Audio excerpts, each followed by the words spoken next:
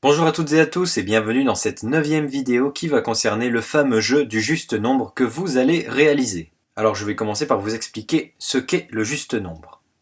Donc le jeu du juste nombre est basé sur celui du juste prix. Donc si vous connaissez le jeu télé le juste prix, vous avez déjà compris toutes les règles du juste nombre. L'ordinateur choisit un nombre au hasard dans un intervalle et vous devez le trouver en essayant plusieurs nombres. En retour d'un essai, vous aurez une indication qui permettra de savoir si le nombre que vous avez essayé est plus grand ou plus petit que le nombre à trouver. Je vais maintenant vous faire une démonstration du juste nombre que j'ai réalisé pour que vous ayez une idée de ce que ça donne quand on le lance à la console de Xcode. Donc le programme que vous allez créer doit être similaire au mien.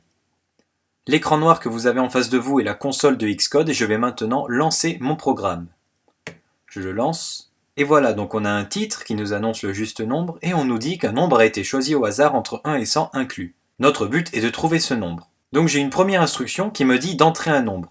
Donc entre 1 et 100, je suis tenté de rentrer le nombre 50 pour trouver le juste milieu. Donc j'entre 50. J'appuie sur Entrée et on m'informe que le nombre est plus petit.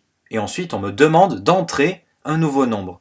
Donc s'il est plus petit, je vais prendre la moitié de 1 à 50, soit 25. Je tape 25, j'appuie sur Entrée. On me dit qu'il est plus grand. Maintenant, je sais que le nombre se situe entre 25 et 50. Je vais essayer par exemple 35. Le nombre est plus grand que 35, donc je vais continuer. 40. 45. Donc maintenant, le nombre est entre 40 et 45. Je vais essayer 43. Et voilà, il s'agit bien du nombre 43. Et donc le programme m'indique quel nombre il fallait trouver, ici 43, et en combien de fois je l'ai trouvé, et ici en 6 fois. Et en effet, si on regarde mon nombre d'essais, on peut voir que j'ai testé 6 nombres avant d'arriver à la solution du juste nombre. Donc le nombre qui a été généré aléatoirement entre 1 et 100 inclus est 43. Voilà comment fonctionne à peu près le programme. Et c'est ce que vous allez faire, et si vous y arrivez, vous aurez déjà mis en pratique les bases du Swift, et ça va vous aider pour la suite de cette série de vidéos. Alors ça peut paraître simple pour certains, pour d'autres c'est peut-être un peu plus compliqué d'imaginer le processus que vous allez écrire, c'est-à-dire l'algorithme, les étapes, peut-être que vous ne savez pas par où commencer. Je vais vous guider, je vais quand même vous aider, afin que tout se passe dans les meilleures conditions. Nous allons donc voir d'abord les prérequis. Qu'est-ce que vous avez besoin de savoir pour cet exercice? À peu près tout ce qu'on a vu, donc toutes les bases, les conditions, les boucles, les opérateurs booléens, car vous allez faire de la combinaison de conditions, les opérateurs de comparaison, les fonctions, l'incrémentation, la concaténation et l'affichage à la console.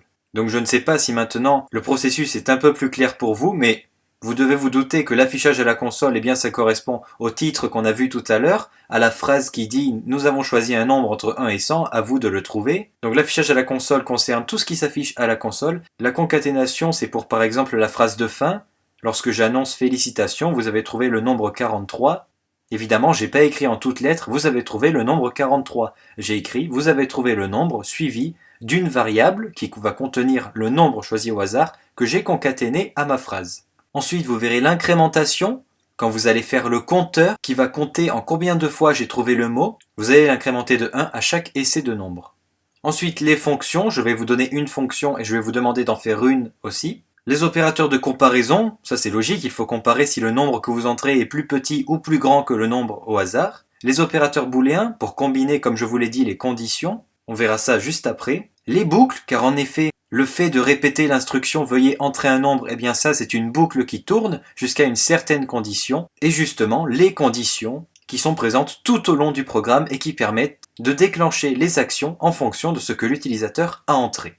Alors voyons tout ça un peu plus précisément. Donc voici les grandes consignes. Votre programme va contenir dans l'ordre plusieurs instructions. La première, vous devez choisir un nombre au hasard dans un intervalle. Nous prendrons ici 1 et 100 inclus. Évidemment, vous ne savez peut-être pas le faire en Swift, je ne vous l'ai pas appris, mais je vous montre comment faire juste après, ne vous inquiétez pas. Ensuite, vous informez l'utilisateur qu'un nombre a été choisi au hasard, donc par une simple phrase, un simple print d'une string, comme j'ai fait au début, quand j'ai mis un nombre a été choisi au hasard, vous de le trouver. Ensuite, on demande à l'utilisateur d'entrer un nombre, et tant que le nombre entré n'est pas égal au nombre choisi au hasard, alors on continue à lui demander un nombre. Et évidemment, à chaque essai, le programme lui indique si le nombre entré est plus grand ou plus petit que le nombre choisi. Donc, comment décortiquer tout ça?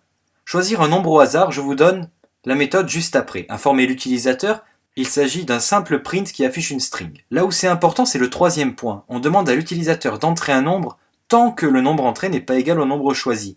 Ici, vous pouvez identifier une boucle grâce au mot tant que, qui correspondrait à la boucle while. Toutefois, je vous recommande d'utiliser la boucle repeat while, celle où on passe au moins une fois dedans, parce qu'elle est plus adaptée que la boucle while, parce que le nombre minimum de coups où vous pouvez trouver le nombre, eh bien c'est 1. Donc vous serez obligé de passer une fois dans la boucle. Donc en fait, le fait de demander plusieurs fois à l'utilisateur d'entrer un nombre, eh bien c'est une boucle qui tourne jusqu'à ce que sa condition d'arrêt soit respectée, c'est-à-dire quand le nombre qu'il a entré est égal au nombre choisi au hasard. Donc évidemment, vous allez continuer à boucler avec la condition suivante si le nombre entré n'est pas égal au nombre choisi au hasard. Et je pense que pour comparer deux nombres, savoir s'ils sont différents ou non, vous savez le faire, on l'a vu dans les vidéos, donc je ne vous en dis pas plus sur cette partie. Par contre, il faut comparer si le nombre entré est plus grand ou plus petit que le nombre choisi au hasard. Et cette comparaison, ça se fait avec des conditions au sein même de la boucle, tout de suite après avoir demandé à l'utilisateur d'entrer un nombre. Donc dans votre boucle, vous allez avoir la phrase qui demande à l'utilisateur d'entrer un nombre, et ensuite vos conditions pour traiter le nombre qui a été entré par l'utilisateur. Donc là aussi, je ne vous ai pas appris comment récupérer ce que l'utilisateur a entré à la console pour pouvoir le traiter. Je vous en parle bien sûr juste après, donc ne vous inquiétez pas encore une fois pour cette fonction-là. Donc j'espère que ça commence déjà à être un peu plus clair pour vous. Comment doit être structuré le programme, c'est pas compliqué. On a d'abord tout en haut des affichages qui nous dit qu'un nombre a été choisi, ensuite une grosse boucle avec à l'intérieur la demande d'entrer un nombre pour l'utilisateur et le traitement de ce nombre avec des conditions, et lorsqu'on sort de la boucle, eh bien il y a un autre affichage tout à la fin qui dit félicitations, vous avez trouvé tel nombre en tant de fois. Alors bien sûr, pour le compteur qui va compter en combien de fois on a trouvé le nombre, eh bien ce compteur-là va être placé au sein de la boucle. Et à chaque fois qu'on arrive en bas de la boucle, eh bien on ajoute 1 au compteur, et ça veut dire qu'on n'a pas trouvé le nombre et que donc on recommence. Et avec cette méthode-là, on va pouvoir tout à la fin afficher le compteur. Voici quelques instructions de départ. Il faut commencer à déclarer des variables et des constantes. Donc une variable qui va contenir le nombre entré par l'utilisateur, une constante qui contient le nombre au hasard, ce nombre-là ne change pas au cours du programme, donc c'est une constante, une autre variable qui va correspondre au compteur, et peut-être après une autre constante, mais ça c'est pas obligatoire, en tout cas il y a au moins 3 variables que vous allez déclarer tout en haut du programme et dont vous allez vous servir tout au long de votre programme. Donc voici les nouveautés dont vous avez besoin pour cet exercice et que je ne vous ai pas apprises. On a la fonction qui permet de récupérer ce qu'a entré l'utilisateur et de le traiter. Donc je n'ai pas vous expliquer à quoi correspondent tous ces termes dans cette fonction, car c'est trop complexe encore pour cet exercice. Donc je vais tout simplement mettre cette fonction dans la description et vous pourrez la copier-coller dans votre programme. Je vais vous dire comment l'utiliser. Donc déjà, dans cette fonction, la seule chose que vous reconnaissez, c'est peut-être 3 variables qui sont déclarées, le mot-clé return, et évidemment le corps de la fonction. Vous savez qu'il s'agit d'une fonction qui s'appelle input et qui renvoie un int, donc un nombre entier. Donc quand vous allez appeler cette fonction, juste après avoir affiché veuillez entrer un nombre, eh bien vous allez prendre votre variable que vous avez déclarée tout en haut, qui correspond au nombre entré par l'utilisateur, et vous allez l'affecter à input. Et c'est tout, juste votre variable égale la fonction input. Et automatiquement votre variable va contenir ce que l'utilisateur a entré à la console. Ensuite, vous n'avez plus qu'à tester et à faire les comparaisons avec cette variable. La deuxième chose est la fonction qui permet de générer un nombre aléatoirement. Donc la fonction qui permet de faire ça s'appelle arc4random_uniform. Elle prend en paramètre un nombre qui correspond à l'intervalle maximum du nombre généré aléatoirement. Donc nous on veut entre 1 et 100, donc l'intervalle maximum c'est 100. Voilà pourquoi on met 100 dans les parenthèses de la fonction arc4random_uniform. Le problème, c'est que cette fonction renvoie un nombre qui n'est pas du même type que les nombres qu'on a vus jusqu'à présent, c'est-à-dire de type int. Ils sont d'un autre type. C'est pour cela que j'encadre la fonction d'un couple de parenthèses et qu'au début, il y a le mot-clé int. En fait, on va convertir notre fonction en nombre int, des nombres qu'on connaît et qu'on a vus, comme ça on va pouvoir l'utiliser correctement. Le plus 1 que j'ai rajouté à la fin, c'est pour mentionner que l'on veut un nombre entre 1 et 100, car si je ne l'avais pas mis, eh bien il nous aurait donné un nombre entre 0 et 100. Or, le nombre 0 n'est pas inclus dans les nombres que l'on veut choisir aléatoirement. Donc, pour affecter à votre variable qui contient le nombre choisi au hasard un nombre généré aléatoirement, eh bien vous allez tout simplement faire votre variable égale la fonction qui est juste ici. Et automatiquement, votre variable va se voir attribuer une valeur prise au hasard dans l'intervalle entre 1 et 100. Je mettrai bien sûr ces deux fonctions dans la description pour pouvoir les copier-coller comme je l'ai dit.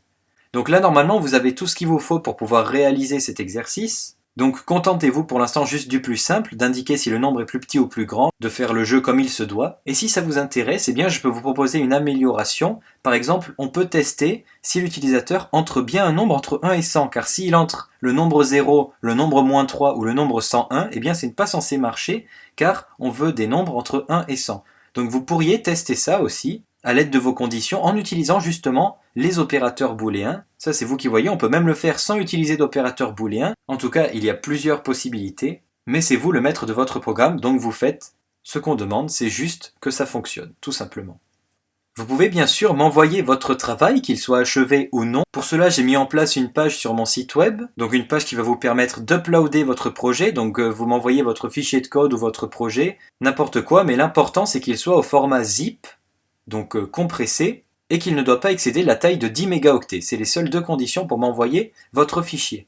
Donc rendez-vous sur cette page. Pour uploader vos fichiers, je les recevrai immédiatement par mail. Et vous pouvez également me laisser un moyen de contact. Si vous avez des questions, je vous répondrai avec plaisir. Quant à la correction de cet exercice, eh bien, je vais le mettre dans la description. Je vais mettre deux liens. Un lien avec la correction commentée et un lien avec la correction sans commentaire, qui est beaucoup plus lisible que le lien avec les commentaires. Donc je ne vais pas faire de vidéo qui va détailler la correction, je mets tout simplement les liens des codes solutions dans la description de la vidéo, et à vous d'aller les voir pour comparer ce que vous avez fait à la correction, ou même si vous avez besoin d'aide. Cette vidéo est donc maintenant terminée, donc n'hésitez pas à m'envoyer les projets, je serai très ravi de voir ce que vous avez fait. Dans la prochaine vidéo, nous allons commencer la programmation orientée objet, donc nous allons utiliser le sigle POO, qui veut dire programmation orientée objet, la première vidéo sur la POO qui va correspondre à la 10e de cette série de langage Swift. Donc c'est une toute nouvelle partie dans cette série de vidéos. Et en attendant, je vous dis à bientôt pour la nouvelle partie de la programmation orientée objet. Et évidemment, bonne chance pour cet exercice.